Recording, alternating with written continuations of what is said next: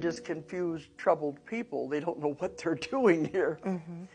But the first wave, the ones I called the first wave, had the most problem of all. They were the way showers, the beginners that had to come in. Now, when I do sessions now, the only time I have people going into past lives are those who have karma to be repaid. They're not going to past lives anymore. They're either going back to where they were on spaceships, they were living on other planets, living in other dimensions, even living as light beings. They were highly evolved, and they volunteered to come and help the Earth. Or they go back to the source. And I have whole sections in my book describing what everyone says the source is, God. They all describe it the same way. These are souls that have never been in any kind of a body at all. Can you imagine how traumatic it would be to come pure from the source and to this world yes, now? I can. Very disturbing. Very challenging. Many people have done that. They go back to the source where they are one with God, where we all began. People are always asking me, they say in their session, I want to know where I'm from. So we're all from the same place. And they want to know, well, what about my home? I said, it's all the same place. They think of a home planet or something like that. That's not what it's about. It's all us. We all came from the source, from God, and that's where we all began. And when they're there, it is so full of love, and it's all this togetherness that they don't want to leave.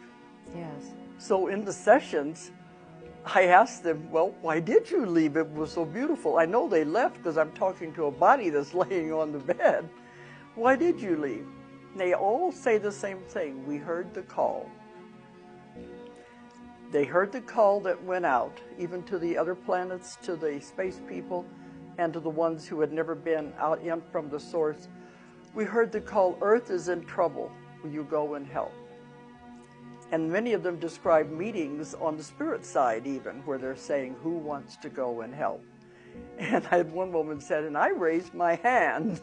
And she said, what was I thinking of? No, there you go. So here she is, and here many of them are. And this story, so there are these consistencies you're hearing. Oh, from I these do waves. thousands and thousands of people. Yes. When you get the same story for so many people, I put this all together like a puzzle. Yes. Bits and pieces. So the first wave are the ones that had the most trouble. I guess you would say they were in their later 50s, some were in their 40s, but some people say they think the early 60s would fall into the same pattern. It probably will, because that's about how long ago that we dropped the bomb. But these are the ones who don't want to be here. They're very unhappy. They have good families, they have jobs, but they don't want to be here. They don't like it. They want to go home. They don't know where home is, but they know it's not here.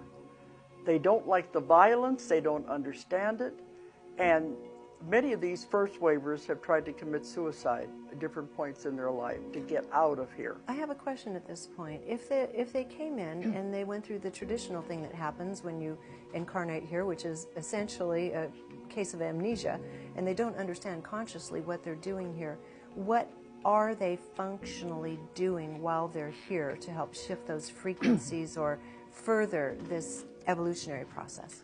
The first wave are just living like everybody else. It's the second wave that are doing different things. But the first wave are the ones who don't want to be here, and they wanted to commit suicide, and they've had a very hard time. But the second wave, I found, would be in their 20s, 30s, maybe some over into the 40s. And when I'm doing them, they said they are called antennas, generators. They're here just to generate positive energy to affect everyone else.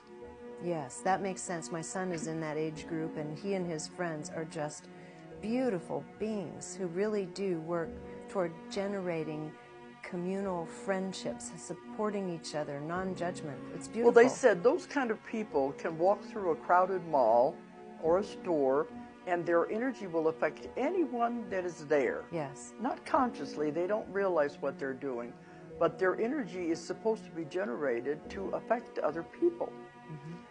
And I've had people come and say, what's my purpose? What am I supposed to be doing here? And the second wave, they'll usually say, you're just to be. And they don't like that when they wake up. They say, but I wanted to be doing something. All you're supposed to do is just be and allow the energy to affect other people. Yes. But the irony of it is that a lot of the second wavers don't like people, and they don't want to be around them. Their energy bothers them. They're supposed to be affecting people, so they stay home. So they're not doing what they're supposed to be doing. A lot of the second wavers, some of the first and the second do get married, but a lot of them don't want to because it's just it's sticky, it's dense, yes. And the second wave especially, they don't want to have children because they said having children creates karma, and they don't want to make any more karma. They want to do what they're supposed to do and get out of here. They don't want to be stuck here because if they create karma, they're going to have to stay.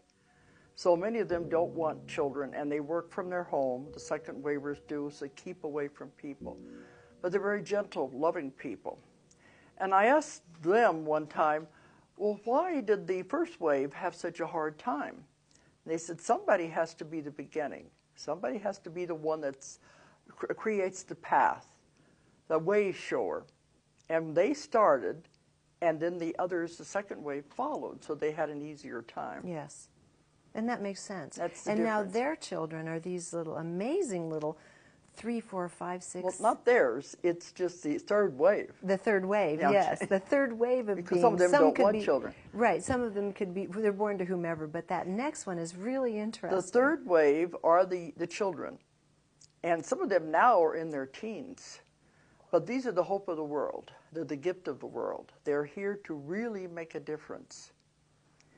And of course, the last thing these children should be done is put on medicine and medication.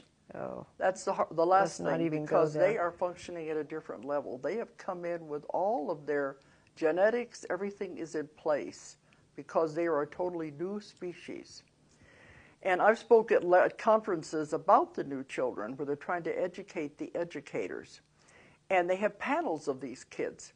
And you know, they're always saying, well, they're disruptive in the classrooms. That's why they have to put them on the medication. And they've said at the conferences, the reason is they're disruptive is because they're bored. Yes. They said they say the teacher would ask them for an answer to a problem, a math problem or something. They tell them the answer. The teacher wants to know, how did you find the answer? And they said, I just know it. And to them, that's not enough.